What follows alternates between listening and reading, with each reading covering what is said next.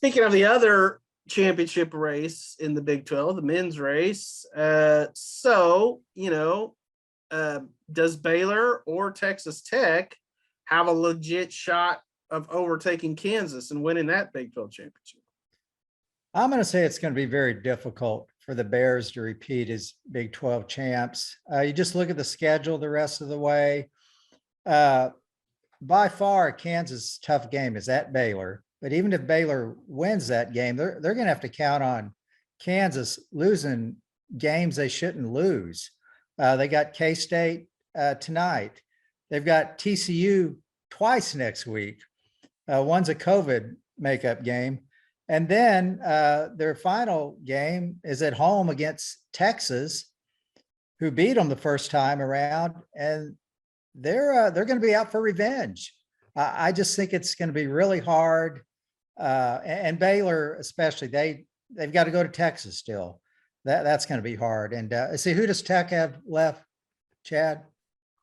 They've got Oklahoma tonight, TCU on Saturday, Oklahoma State on Monday, and they finish with Kansas State at home. So their schedule's more favorable than Baylor's. But to me, neither is more favorable than Kansas. And Kansas already has a game lead right now. It's interesting. The team that I cover and the team that I passionately follow, and I hate to make a designation between those two, but I think everybody that knows me knows I'm a Red Raider, and I cover the Baylor women. Both teams coaches left them sort of abruptly and unceremoniously last season. Mm-hmm. Both teams hired new coaches. Both teams are very much in a position that all the fan base would have taken. You say, you gave me 21 wins on February 22nd, we'll take it. Both teams are challenging for a conference championship. And right now, both teams are trying to walk a tightrope. You're playing teams that you probably should beat, but you need to keep beating them to keep pace. Now, the only difference is, Kansas threw in a 3-pointer in overtime against Texas Tech, who had double overtime. And then, Kansas hasn't tripped up much in conference play. Now, that Big 12 SEC game was horrendous. They got beat by like 100,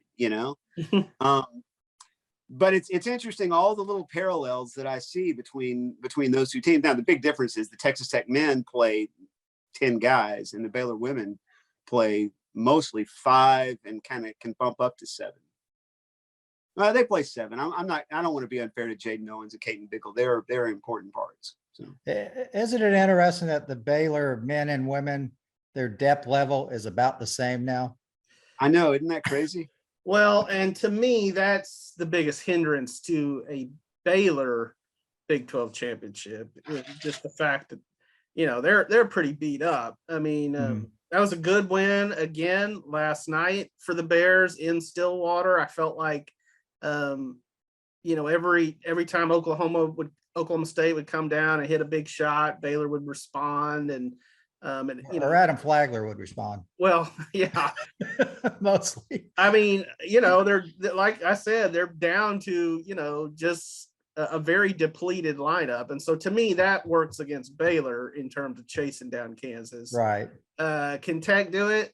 Maybe, but I think your point, John, about Kansas having a winnable rest of the way and a game lead certainly favors the Jayhawks. But I agree with Chad. I think Tech, to be in this position that they're in is a win.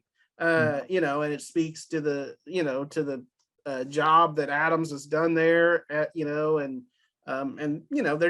playing really good ball, and I think a team to watch out for in the NCAA tournament for sure. And I think I counted up Mark Adams will be the 6th coach since I've been alive to take Texas Tech to the NCAA tournament, which is interesting in and of itself, maybe to me or Red Raider fans or whatever.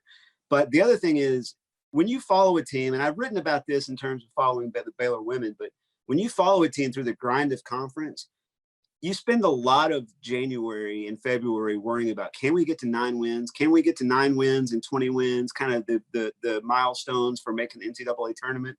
And then you turn around one day and you're like, gosh, I hope we can, take care of business here and stay in the hunt for not only a Big 12 championship, but a place in Fort Worth and San Antonio in the NCAA tournament. Yeah, certainly their goals have changed, and in a good way. And that I should have sent this in the email about the script and everything, but there's a lot of debate right now between Texas Tech and Baylor fans. And I have to admit my Texas Tech brethren are being rather obnoxious about it, but comparing the two teams' resumes, you know, and of course, Tech is leaning hard on their top 25 wins and things like that. But, you know, Baylor's going to get some credit, and they're going to get some preferential treatment for having won the national championship in Indianapolis in a bubble situation. I feel like the NCAA is going to give them some love in terms of letting their fans not have to travel as far and be able to see them after, you know, in some ways, Baylor got the short end of the stick with the national championship last year. It's true. That's a good point. Not as much as all of those championship contending teams in 2020, though. At least they did get to play it out. Right. Right.